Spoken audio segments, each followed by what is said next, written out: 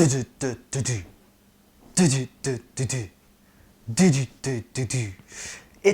back.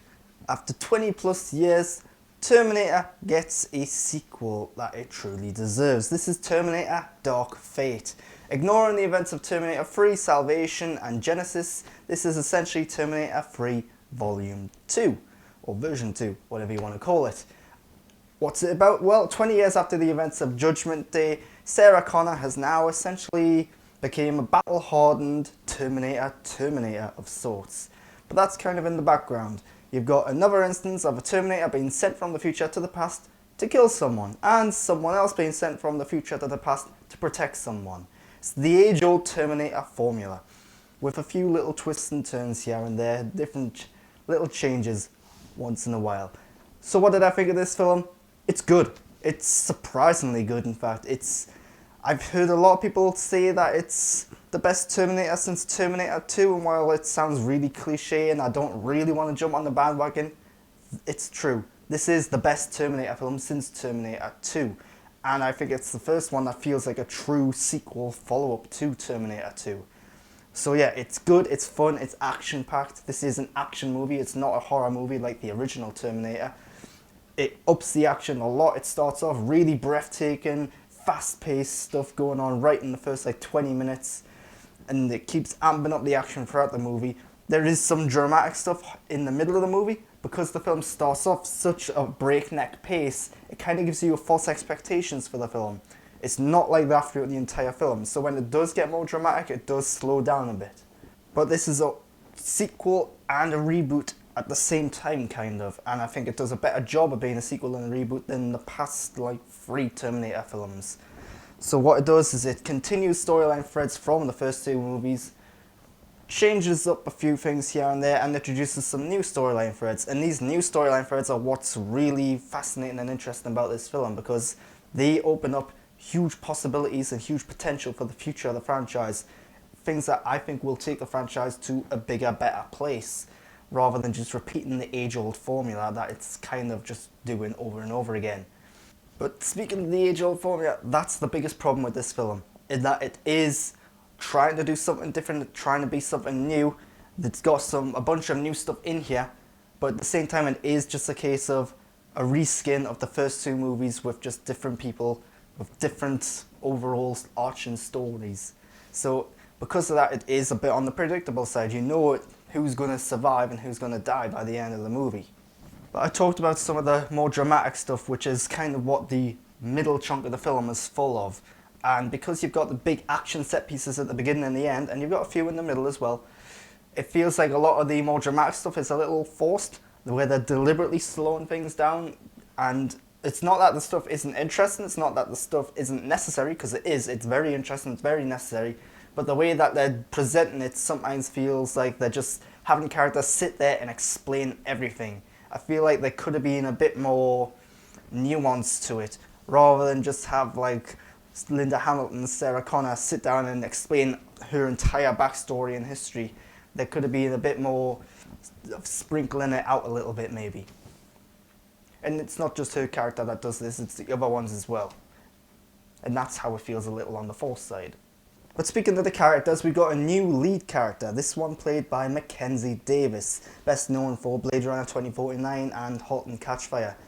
Brilliant actor, she's great. This is her, I think it's her first major leading role in a Hollywood movie, and she starts this film off, she's instantly likable and relatable. She's very, very good in this film. Really good performance from her, and I hope we see more of her in either future Terminator films maybe, but without going into spoilers, I don't need to see her in more Terminator films. Just in general, I want to see more of her. But one of the things I like about this character is that she's the biggest example of where the film twists the Terminator formula. She's not just another Terminator. She's not just another Kyle Reese. There's really, I don't want to go into spoilers, so I'm really being vague and trying to avoid them here.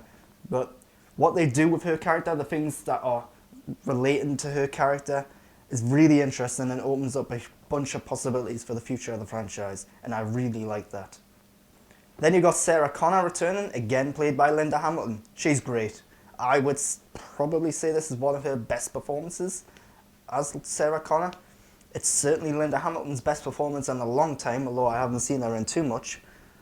She's gotten herself in great shape here. She's changed her look. She's buff. She comes across, I mentioned earlier how she's essentially a Terminator. And that's basically what her role is here. Because of everything she's gone through, she's essentially hardened herself. She's become a Terminator just without the robotic parts. But she's also at the same time the heart of this story. A lot of the emotional moments relate to her character, what all of this has done to her life. And yeah, whenever she's on there, she's got the most depth and the most background because, of course, she is the most established of the characters in this movie. But ultimately, it's just great to see her back. And she has some really cool action scene moments as well. Then you got Arnold Schwarzenegger. This is probably the one everyone's kind of the most interested in because, of course, he is the Terminator. So what they've done here, again, trying to avoid spoilers, I would say this is probably his best performance in years as an actor. One of his best performances as the Terminator. He's not just being another Terminator. I mean, he kind of is, but they've actually twisted the character again here. They've gave it a new dynamic, a new idea. This is not just a guy who's a Terminator that's been sent from the future to kill someone. He's not the focus of this film even. His role in this film is actually on the smaller side compared to some of the previous Terminator movies. But I like what they've done to him. They made him a much more likable character this time around. They've actually added depth to the Terminator character and what it means to be a Terminator. So yeah, again, trying to avoid spoilers. Then you've got the villain, who I keep forgetting the actor's name, but he was in Agents of S.H.I.E.L.D. as Ghost Rider. He's a good actor. He's essentially in this film a mix between the T-800 and the T-1000. So he's got the robot mechanized Terminator, but on top of that is the liquid metal Terminator as well, which means he can split into two, and there's essentially two of them at times. And it's a really cool idea. I feel like they kind of repeat themselves a bit by having him turn his arms into blades one too many times. That seems to be his go-to weapon, which of course, you know, if it works, why not? Why change it? But still, I feel like there could have been a bit more creativity with some of the stuff he was doing. But great performance. I like how he can change his accent and voice on a whim. And compared to previous Terminators, he's actually got like charisma with him. He's not just like stoic and deadpan. He's actually capable of like smiling and changing his emotions and manipulating people, and it's really cool and interesting to see that. He is essentially the ultimate killing weapon. But yeah, him as an actor, I do like him. I want to see more of him. It's a shame we're not going to see that Ghost Rider TV show, but yeah, this could be a big break for him, I think.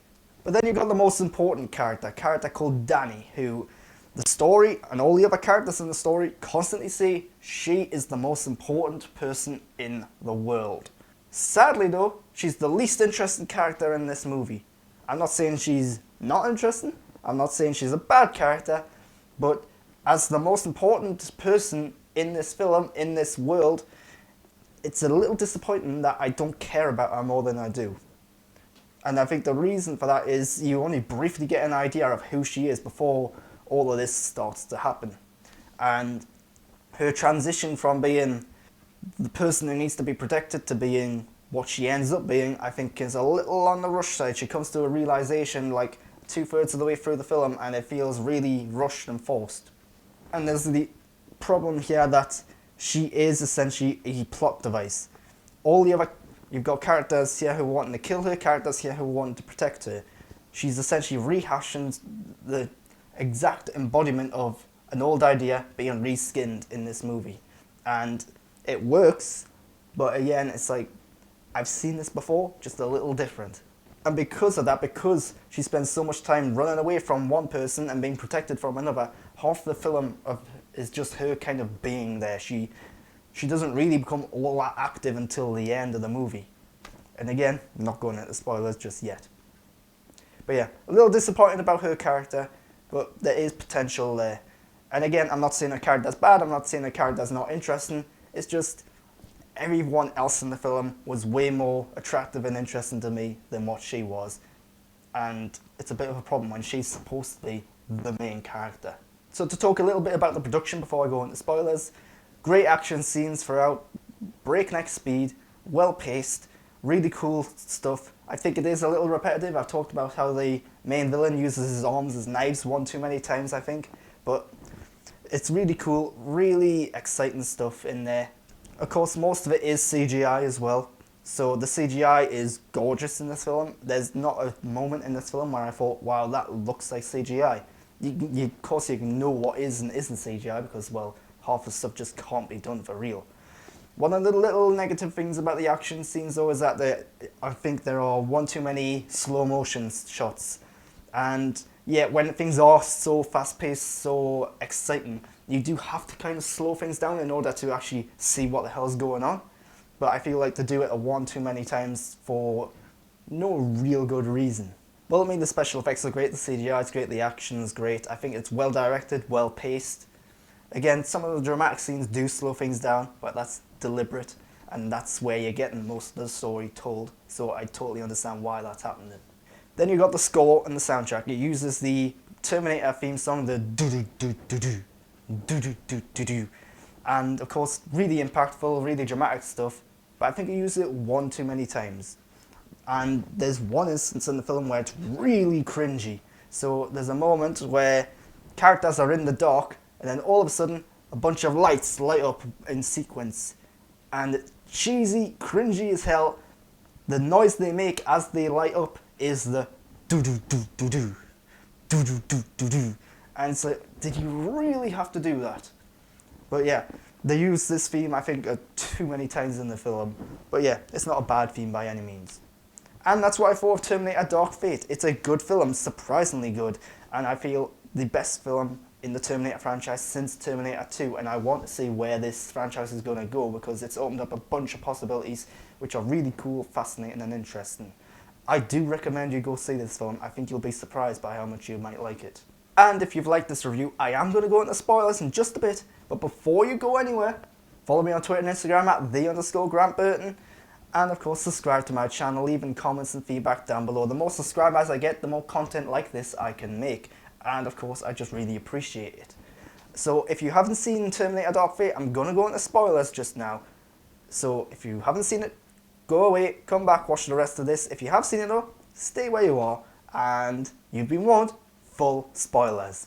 So John Connor's dead. In the opening scene of the movie, John Connor just gets blasted in the chest. They use CGI to recreate Edward Furlong, who was supposed to have some sort of role in this movie, but they cut it out for some reason. And you've got CGI Arnold Schwarzenegger, CGI Linda Hamilton, making them look younger. I think it's actually a really good use of CGI to make the characters look younger, although it does have that CGI glossy look to it. But John Connor's dead. I think that's a really bold move, and it basically, right from word go, because this is what opens the film, I think it says, right, this is Terminator, but we're going in a new direction with it. And I think that's bold and smart to do, because it changes your expectations when you think, right, this is a sequel to Terminator 2. Well, John Connor survived that event, but bam, oh, he's dead. So it really gets, oh, anything could happen now. And I think that was really good, smart choice to start the film off with. Of course, if you're a big fan of John Connor from Terminator 2, it is a bit of a slap in the face at the same time. But it's a kind of thing of, well, yeah, maybe it's worth it. So I talked about how Mackenzie Davis is brilliant in this film. She's the best thing in this film, I would say. She introduces a bunch of things that I think are really cool and interesting in that she is an augmented person. She's not a Terminator. She's human, but she's got machine parts in her and she's got enhanced abilities, and I think that's really cool because it's changing the formula, changing your expectations. It makes perfect sense how she is human and relatable and emotional, but also capable of going toe-to-toe with a Terminator. And I feel like this opens huge possibilities for the future of the franchise. It puts them a bit more on an even playing field. And this is the biggest example of them trying to do something different, and it works really well, I think. But let's talk about the ending. Is this Arnold Schwarzenegger's last Terminator film? I kind of hope so, and I think it is. He is getting older.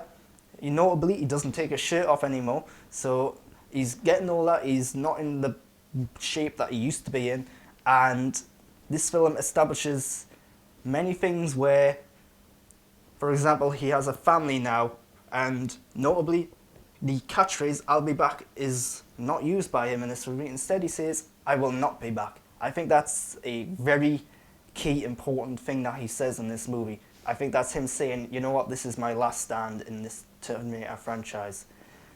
And then at the end he says, for John, which, you know, very emotional stuff in there related to Linda Hamilton and Sarah Connor and all that. If this is his final film, I think it was a good send-off, a good Terminator film to end his run in this franchise. And I don't think we need him anymore, because they've kind of established that the future's changed. Skynet doesn't happen anymore. The events of Judgment Day, they worked. They changed the future. So his Terminator shouldn't really be around anymore, at least not in the same way. So I think they're going to have to, if he's going to come back in some form, they're going to have to find some convoluted way to explain how he's coming back. The way that they've done it in this film is that, hey, why would they stop trying to send people into the past to kill John Connor just because it failed once? Of course they're going to keep sending people back, and he was one of them that was sent back and succeeded. But yeah, a fitting end for Schwarzenegger. If it is the end for him, I hope it is, because it works so well. And yeah, that's Terminator Dark Fate. I like this movie way more than I expected. I had low expectations for it. And yeah, it's a good film. I'm glad I saw it. And I do recommend you go see it if you are a Terminator fan, particularly the first two. Subscribe to my channel, yada yada yada, like, well, whatever, and follow me on Twitter and Instagram. Until next time though, I'll be back.